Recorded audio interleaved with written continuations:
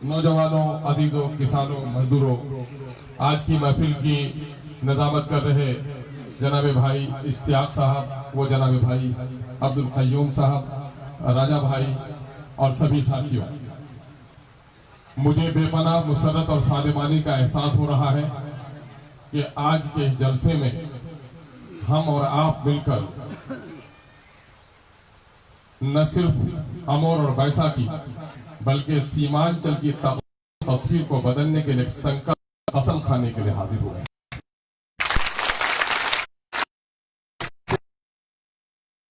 लड़ना हमारा एक सियासी फरीजा है, लेकिन मैं समझता हूं कि अमोर बैसा की जो दुर्गत पिछले 50-60 सालों से बल्कि आज़ादी के बाद से लेकर इस वक्त तक अगर पूरे सीमांचल में देखा जाए और पूरे बिहार में देखा जाए तो मैं नहीं समझता कि इतनी बेबस और लाचार आबादी कहीं बसती होगी।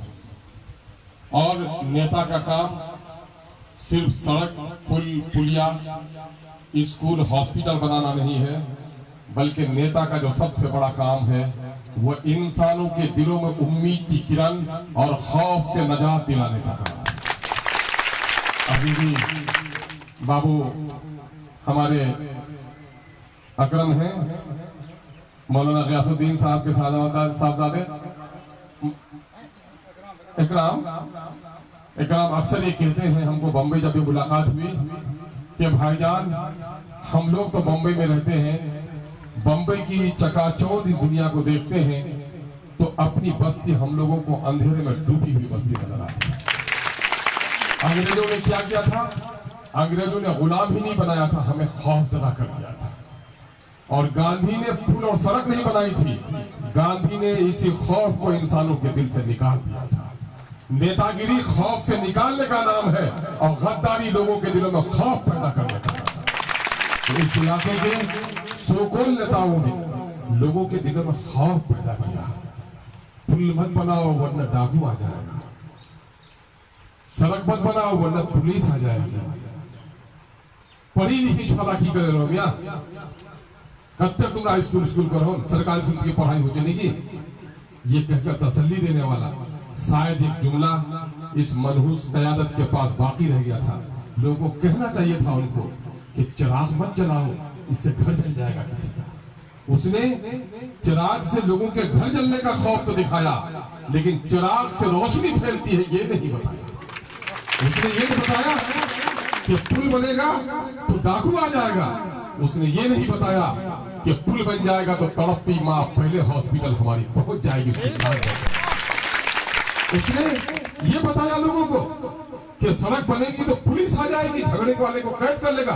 ये नहीं बताया कि पुलिस आएगी तो तुम चैन से सोओगे, तुम जो टैक्स के पैसे देते हो, तुम्हारे जूते के टैक्स के पैसों से पुलिस को तनख्वाह मिलती है, तुम माँ बाप बहन भाइयों के साथ सुकून से सो। दिन भर काम करने वाला मजदूर तुम्हारी ग्वाली घर के बकरी और गाय की जिम्मेदारी इस पुलिस वालों को है। सड़क बन जाएगी तो पुलिस की पहरेदारी होगी, जोर से बेखौफों को सोचोगे। ये नहीं, लेकिन मुबारकबाद के मुस्तहिक है हमारे वो नौजवान जो कम पढ़े लिखे थे, गरीब थे। जब ये गरीब यहाँ से निकलकर दिल्ली पहुंचता है,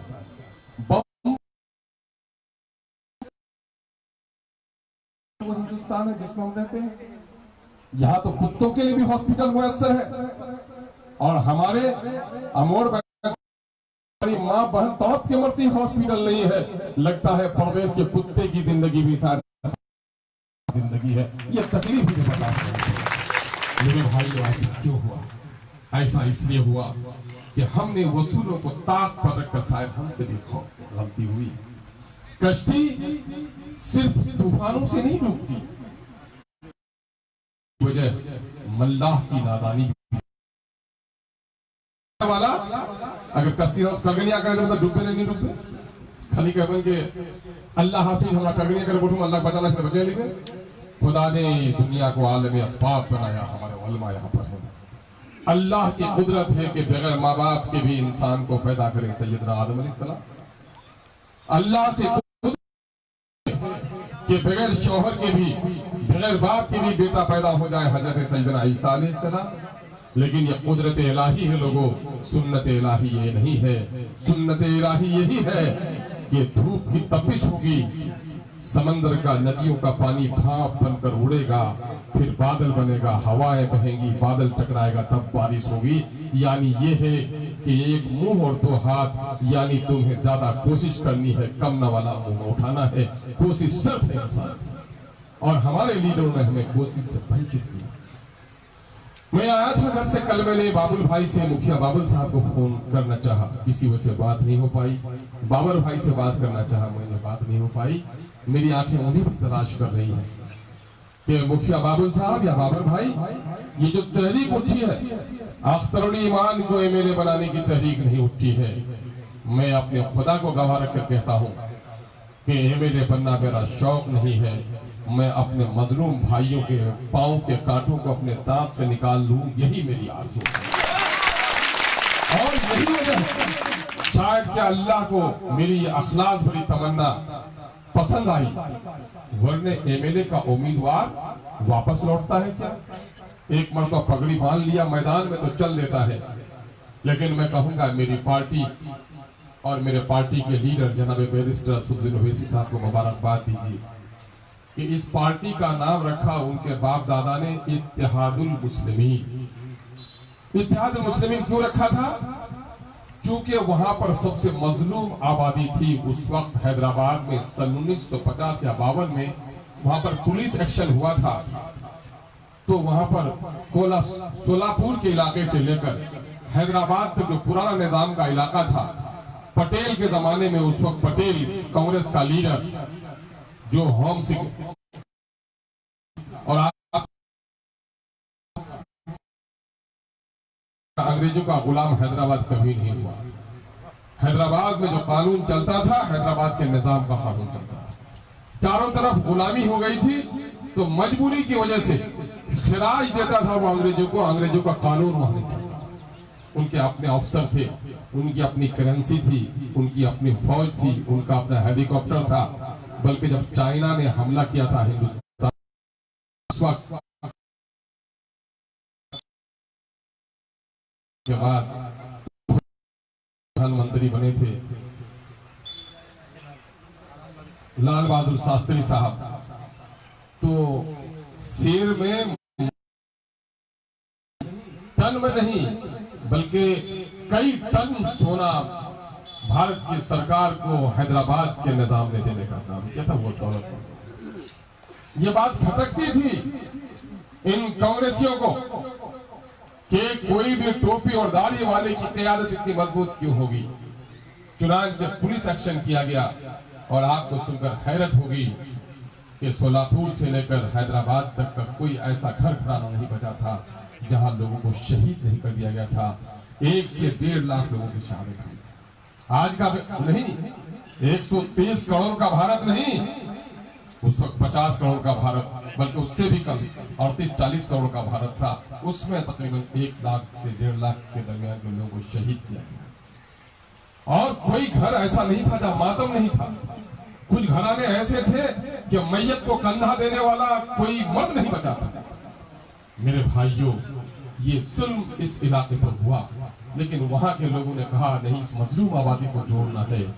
तो मजलूम चूंकि मुसलमान था तो इत्तेहादुल मुस्लिमीन नाम रखा गया। कहा गया मुसलमानों, ये जो 1-1.5 लाख लोग यहाँ पर जो शहीद हुए, ये शहीद करने वाले पुलिस की गोली और जालिमों की तलवार ने किसी को नहीं पूछा कि तू देवबंदी है कि,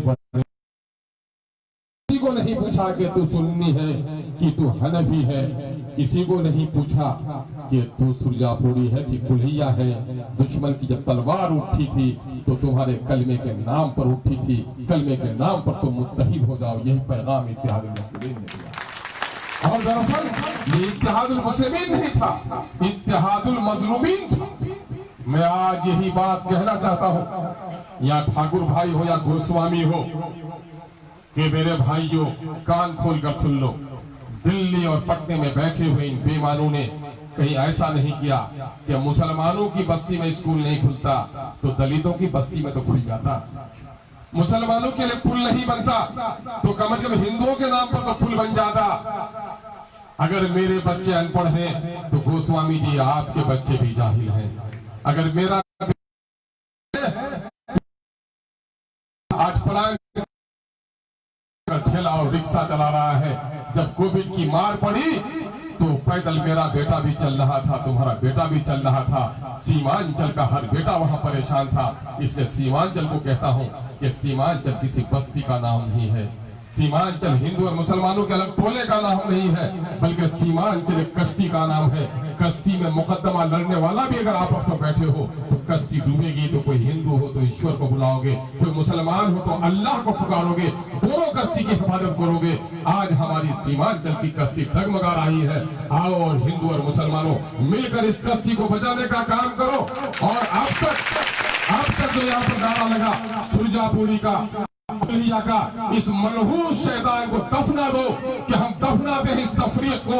और हम सब सीमांचल के लोग, हिंदू हो या मुसलमान हैं, हम भारत के निवासी हैं। भारत के इस पिछले हिस्से को हम मजबूत बनाएंगे। यही हमारा धर्म और ईमान होगा सियासी एतबार से। ये काम करने में अल्लाह का शुक्र है। इत्तेहादुल मुस्लिमीन भले ही इन 5 सालों की कोशिश में हमारा एक एमएलए जीता है, लेकिन हमने उस एमएलए से भी कई गुना एक चीज जीती है। वो ये जीत जीती है कि आपकी बात जो मजलिस इत्तेहादुल मुस्लिमीन का पैगाम घर घर पहुंचा है, तो अल्लाह का शुक्र है कि अब ये नहीं कहता कि अबरार भाई जो प्रमुख हैं या कुल्हिया हैं या भाई, बल्कि एमआईएम ने सुरजापुरी और कुल्हिया भाइयों हमारे हवाला है। यहाँ पर मैं एमआईएम के हमारे भाई बहादुर की सियासी फौज यहाँ पर है, इसलिए फौज के सामने में हथियार होना चाहिए। उसके बगैर हम जंग नहीं जीत सकते।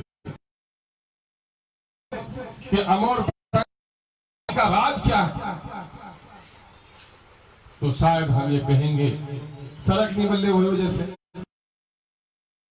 बाहर का बहुत नहीं हुए जैसे बड़ा पिछड़ा रहे। नहीं मेरे दोस्तों, इस इलाके के पिछड़ेपन का एक ही कारण है जिसको असबियत कहा गया। असबियत मौलाना कहते हैं, असबियत को अल्लाह के रसूल ने हराम कहा दिया। शराब हराम है, पिएगा तो नशे में आएगा, मां बहन की तमीज बाकी नहीं रही। तो ये असबियत क्या है? असबियत ये है कि जात, खानदान, जबान, इलाके की बुनियाद पर किसी का साथ देना, वसूलों को ताक पर रखकर। और अल्लाह के रसूल ने कहा कि असबियत हराम है, इससे इस्लाम की जड़ कटती है। इस्लाम की नहीं, इंसाफ की भी जड़ इससे कटती है। मेरे भाइयों, आज क्या किया? कभी जीता हंचक में नी बांटना छे भोटला में सिकंदर मुखिया उठिया में जीकर को भोटला देने दे हंजर मस्तान सब हारे आवे हंचक सभा को सुरजापुरी होना चाहिए। कुलिया ला फिरे मेरे बन जावे। और कुल्हिया वालों ने कहा कि कुल्हिया भाइयों एक हो जाओ, नहीं तो बंगाली जीत जाएगा। अब एक वाकया मैं दोहरा के लोगों को सुनाता हूँ, हर को सुनने की जरूरत है। बीजेपी का एक नेता गया किसी गांव में, वहां सड़क टूटी हुई थी, पुल टूटा हुआ था, बिजली भी नहीं आई थी। लड़कों ने जोश के मारे में कहा मोबाइल चार्ज नहीं हो रहा था। हे नेताजी क्या काम किया 5 साल तक आप, इस पर तो आपको वोट नहीं देंगे। तो बोला क्या है जी, आगे कोई काम तो आप नहीं किए। बोला कौन काम? बोला देखिए सड़क की हालत कैसी है, पुल टूटा हुआ है, बिजली नहीं आई। कहा कि अच्छा बोलो तो दिल पर हाथ रखकर, जब इलेक्शन हुआ था तो सड़क, पुल, पुलिया, बिजली का कोई नारा था, वो तो हम लोगों ने एक ही बात कहा था कि हम मंदिर वही बनाएंगे। हमने बाबरी मस्जिद की जगह पर मंदिर बनाने का काम शुरू किया कि नहीं किया, इसके अलावा कोई नारा था? तो बस्ती का लोग चुप हो गया कि हाँ उस वक्त तो हम लोग मंदिर के नाम पर वोट दिए थे। मैं कहता हूँ अमोर वैसा के लोगों, शायद हमको भी कहे मेरा लीडर कि क्या बोले तुम्हारा सड़क खुले बात में, क्या बोले तुम्हारा स्कूल बात में, तुम्हारा की स्कूल सरके बोला कभी वोट दिलन मुक्त वोट दिलन तुम्हारा हमेशा कि सुरजापुरी नेता हंजार छे नहीं सुरजापुरी श्रेणी नहीं तो पट्टा तो जाए अपना लुंगी पीने जाएंगे मुझसे बड़ा सुरजापुरी की है। इसके माने कि आपने जिस काम के लिए वोट दिया वो काम किया। उधर कुलिया वाला अपना कुलिया का काम किया, नारा दिया।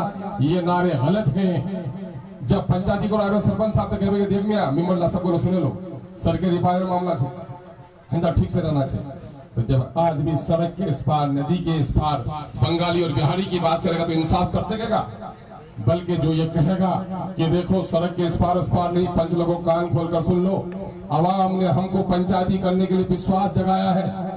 देखो अपना हो या बेगाना हो, इंसाफ को कभी दामन से, हमको इंसाफ के दामन से अपना रिश्ता नहीं तोड़ना है। हमको वोट दिया था, हमारा मेंबर है वो, उसका बेटा ही वहां पर जुल्म किया है, लेकिन हम मेंबर का साथ नहीं देंगे, इंसाफ का साथ देंगे। जो इंसाफ का साथ देगा वो कभी नाकाम नहीं होगा। तो हम अब की बार यही कहेंगे कि कभी कुल्हिया जीता, कभी सुरजापुरी जीता, अमोर कभी नहीं जीत पाया। मेरे भाइयों, खुदा के वास्ते अब की बार कुल्हिया और सुरजापुरी को मत जिताइए, अमोर की बेबस जनता को जिताने का काम कीजिए। और बेबस जनता को जिताने के लिए क्या करना होगा? तुम्हारा जानो है सायम साहब बहुत कम वक्त पहले जानो को नहीं, कुछ डॉक्टर मानव छे को रोजे बेंगलोर तो वो खाल खाल बन, लेकिन सायम साहब ये लोक बंदित मौका पाले और हंटर पाटिल वहाँ पदाधिकारी बनानू बस्ती बस्ती में जलसा करे, तो तुमसा हिम्मत बोल रहे कि हंजारों इशारा का बड़ा काबिल पढ़ा लिखा आदमी छे है। इतने लोग ई करो के उछा कर एमएलए कुछ बोलवे नहीं पाए, एमएलए बस्ती लोगटा तो सब फटफट बोलो कि जल्दी तो बड़का नेता से बोलवा नहीं पावे। ये सोच जगह की नहीं जगह, यहाँ सबको कहले कि नहीं एमएलए तुम राची सिकंदर भाई, इसमें कोई शक है? आज मुखिया रहते हुए भी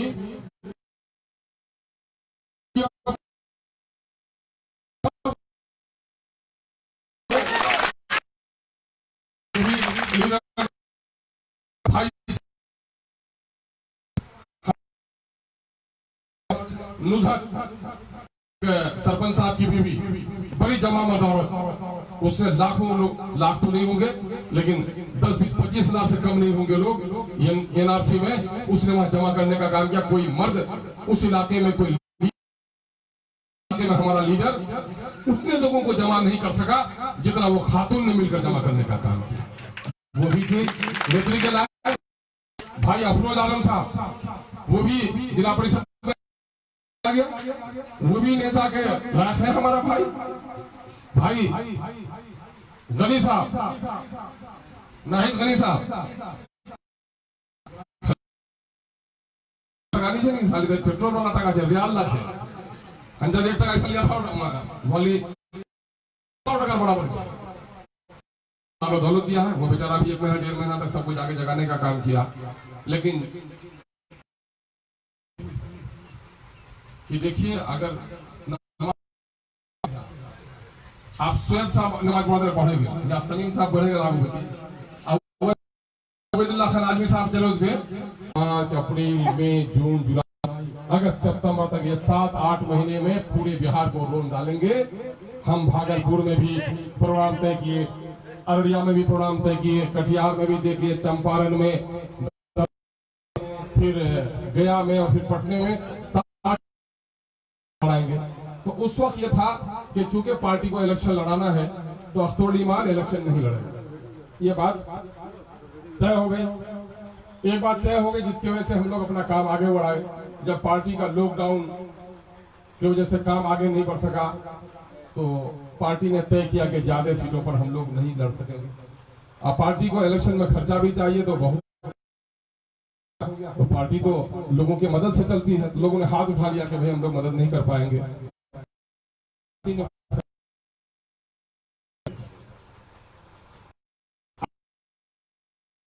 बहुत सारे लोग गए हमारे पास, लीडर है दारा साहब, अच्छा लीडर है, मुझे तो अच्छा करो। अब हमारा कांग्रेस लेकिन हमरा उसका साथ वाली पाऊंगो ती अगर वो तो हमरा खुले तो काम करो। लीडर सभी अच्छा है लेकिन सबका मशवरा ये हुआ कि आप आइए, ये ना बोलते नहीं कराया है हर जगह का। जो रिपोर्ट आई है उस रिपोर्ट में हम कम जगहों पर इलेक्शन लड़ेंगे लेकिन ज्यादा सीट जीतेंगे। आपको इलेक्शन लड़ना है क्योंकि पार्टी का मुख्तदी तो हो जाएगा, एक आदमी को इमामत करनी है, पुराना तजुर्बा है, इसलिए आपको असेंबली जाना जरूरी है। अब ये फैसला हुआ 11 या 12 तारीख को हम लौटे, फिर इन लोगों का फोन गया अमोर से, बैसा से, आप कोई फैसला नहीं सुना है, हम लोग सबको मिलना चाहते हैं। राजा भाई भी अभी बहुत जमाने तक उनके साथ थे, एरार भाई प्रतिनिधि थे, ये सभी लोगों का फोन आया कि आप 12 ईदगाह से लेकर के समय सिरसी तक का लोग इन लोगों का फोन आया कि भाई आप कुछ नहीं बोल रहे हैं, आपको विश्वास नहीं होता है तो हम लोग हर पंचायत से लोगों को लेकर आते हैं आपके घर पर। घर पर आना चाहिएगा तो कोई बात नहीं, इस पर कॉल करेंगे। तो जाए तो 19 तारीख फिर हैदराबाद रहना रहेगा, लेकिन भाई 19 तारीख को नहीं लेंगे, 20 तारीख तक पहले इलेक्शन ऐलान होने वाला रहे, ये खबर हम लोग आएंगे। तो उसमें इत्तेफाक से हम सोचे कि 41 पंचायत एक गाड़ी के जन 8 जने 10 जने 400 लोग हुए, और उसमें ज्यादातर लोग हमारे वो जो हमारी पार्टी में शामिल नहीं थे, लेकिन वो ये चाहते थे कि हम लोगों को कम से कम अंधेरे से निजात मिले। हमारा सब सिपाही मजबूत है, लेकिन इस पर तो आखिर को हम लोग लड़ाएंगे। ये तमाम तो लोग इरादा लेकर हमारे यहाँ आए, तो हम तो गाड़ी बाहर नहीं दे सकते हैं, लेकिन पता ये चला कि 100-150 से ज्यादा गाड़ी हमारे यहाँ पहुंच गई। छोटा सा दरवाजा, हमारा बैठने की जगह नहीं थी। इस मोहब्बत का इजहार लोगों ने किया, जिसके लिए मेरे पास कोई अल्फाज नहीं थे, मैं शुक्रिया कैसे अदा करूं। ये सभी लोग गए कहने के लिए कि आपके यहाँ से इलेक्शन लड़ना है। हाजी खलील साहब के तो जो नहीं पाले बाहर खड़ा रहेगा।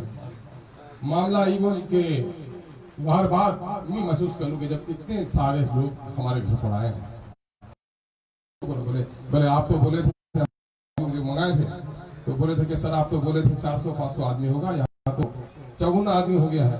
उन्होंने बेवकूफ, अगर कोई कहे कि हमारा खेत में 15 मन धान होने वाला है और जब 144 करोगे, अगर 45 मन हो जाए तो खुशी की बात है कि रंग की बात है ना। यहाँ पे वो ना फसल में तो खुशी बात चलेगा, चलो काम शुरू करो। कोई बेचारा खवा पाले, कोई बेचारा खवा नहीं पाले, लेकिन मुझे नमक पानी रहे। लेकिन अल्लाह शुक्र, मुझे सबसे ज्यादा खुशी बोल कि कोई गिलास पानी भी नहीं पी पाया था, लेकिन चेहरे में कोई गुस्सा नहीं था, पेशानी में उसकी रमक थी। लगता है कि बड़ी मोहब्बतों से वो सकते। और फिर उसके बाद मुझे सोचने पर मजबूर होना पड़ा कि मुझे खुद फैसला लेना चाहिए। भाई जाइए अभी बहादुर कोचा हमन के बारे में मैं सुना दूं, चूंकि जब मैं इलेक्शन नहीं लड़ना चाह रहा था तो 2005 में हम फरवरी में इलेक्शन जीत गए। 2000 वोट से बीजेपी और हमारे दरमियान वो फर्क था। फिर 6 महीने बाद फिर इलेक्शन है, तो फिर भाई से इलेक्शन लिया दोबारा। फिर मैं अपना नॉमिनेशन तैयारी करते भी घर पर गलूँ, जब यार हाथ पकड़ा भी हमारी बात रखूँ, तो मैं कह लगे ठीक है मैं नहीं लड़ूँ 3 लाख, तो उसका भी एक एहसान था हमारे ऊपर। तो वो बेचारा, अब हम इलेक्शन भी नहीं लड़ना चाह रहे थे, तो नतीजा ये हुआ कि उसको हमने तैयारी कर देने की बात गोया आज से 4-5 महीना पहले कह दिए कि भाई हमको इलेक्शन नहीं लड़ना, हमको लड़ाना होगा, आप तैयारी कीजिए। जिसके नतीजे में गोया कोचाधामन, और फिर मैं आपको बता दूं कि आज भी अल्हम्दुलिल्लाह कोचाधामन मेरा घर है। मैं वोट से नहीं हारा था किससे? 2015 में एक जो वो हम चले गए बोले कटवा नीति में, और नतीजा ये हुआ कि उसमें गठबंधन का सब लोग पागल की तरह वोट दिया। और जदयू के यही लोग दलाल लोग क्या कहते थे कि साहब अवैसी साहब तो बीजेपी की बी टीम है, और आज वही जदयू वाला बीजेपी की गोद में बैठा हुआ है, और लोग उसको गलती से हम लोगों का हमने वहां खड़ा कर दिया। आज फिर भी असम पार्लियामेंट में 68,000 वोट 30 पंचायत है हमारे यहाँ। कुछ हमने 13 असेंबली का 41 पंचायत है, तो वहां पर 68,000 वोट है। अल्हम्दुलिल्लाह इतना वोट अब किसी में नहीं मिला है। फिर लगभग 70,000 के बराबर का वोट हमको बहादुर में भी दिया, और जो रफ्तार यहाँ की थी वही रफ्तार बहादुर की भी थी कि बहादुर के लोग कहे कि यहाँ लड़िए, आप लड़ना पड़ेगा आपको यहाँ पर। पिछले बार भी 2015 में भी हमको लड़ने के लिए वहां पर काफी जिद किया गया, लेकिन मेरे भाइयों मैंने कहा कि बहादुर में भी लड़ना जरूरी है और अमोर में भी लड़ना जरूरी है, क्योंकि वहाँ के लोगों की बड़ी तादाद आती है। खुदा के वास्ते इसको बुरा मत मानिएगा। मैंने ये कहा कि बहादुरगंज की हालत अच्छी है, बहादुरगंज में इतनी नेताओं में लड़ाई भी नहीं है। शायद पहले चिराग वहाँ जलाने की जरूरत है जहाँ ज्यादा अंधेरा है, और ज्यादा वहाँ पे लोगों से भी मोहब्बत हमको हासिल है। मैंने ये फैसला यहाँ के बारे में किया। शमशाद साहब कह रहे हैं और बहुत सारे लोग कह रहे हैं कि आपको ऐलान कर देना चाहिए। मेरे आज कोशिशों की 1-2 दोस्त हमारे रह गए हैं। भाई जनाब साहब हमारी पार्टी में शामिल हुए, तो और लोग तो बोल रहे थे कि साहब हम लोग एमएलए का उम्मीदवार होंगे, सबको शपथ पढ़ाया गया कि भाई पार्टी का हम मेंबर बन रहे हैं, आज से पार्टी के विस्तार के लिए मेंबर शादी के लिए काम करेंगे। नंबर 2, अगर पार्टी ने हमको टिकट दिया तो ईमानदारी से इलेक्शन लड़ेंगे, जीत गए तो वफादारी बरकरार रखेंगे। नंबर 3, अगर मैं उम्मीदवार बनना चाहा और पार्टी ने टिकट नहीं दिया तो पार्टी जिसको भी टिकट देगी हम उसका साथ देंगे, बगावत नहीं करेंगे, किसी पार्टी के टिकट पर इलेक्शन नहीं लड़ेंगे। हम देश के संविधान, पार्टी के वसूल और सामाजिक सौहार्द का निर्वहन करेंगे। ये शपथनामा भर करके सारे लोग हमारे मैदान में निकले और अल्हम्दुलिल्लाह यही जुमला सायम साहब ने लिखा था, हाजी नाहिद साहब ने लिखा था और भाई जनाब परवेज साहब प्रमुख, वो उम्मीदवार भी नहीं थे बल्कि रौटा के प्रतिनिधियों में मुझे फख्र है कि सबसे पहले किशनगंज में पार्टी में शामिल भी हुए और सबसे पहले दावत दिया तो भाई जनाब परवेज प्रमुख साहब ने दिया कि मैं सिर्फ पार्टी ज्वाइन करने आया हूँ, नहीं आया हूँ बल्कि अमोर से आप इलेक्शन लड़िए दावत देने के लिए आया हूँ। मैं उनका शुक्रिया अदा करता हूँ। अभी है कोई दिक्कत, वो नहीं आए, मैं सारे लोग उनके घर पर जाकर मिला हूँ। जितने लोग मेरे पार्टी के हमारे उम्मीदवार बनने वाले थे सबसे मैं बारी बारी से मिल लिया हूँ। आज तक मैंने ऐलान इसलिए नहीं किया था कि मेरे अच्छे दोस्त और पुराने रफीक रहे हैं, आपके अच्छे लीडर रहे हैं, मुझे भाई दारा साहब की और सब लोगों का ये कहना था कि दारा साहब को टिकट नहीं दिया तो साथ जरूर लुआ है। तो मैं अपने भाई के लिए आज उसके घर तक पहुंचा, वसूली ना हो कि जय मेहमान उसको है वहां लोग माला पीना से जनाब भाई सिकंदर साहब फिर ने वही दावे से कि आज की ये जीत के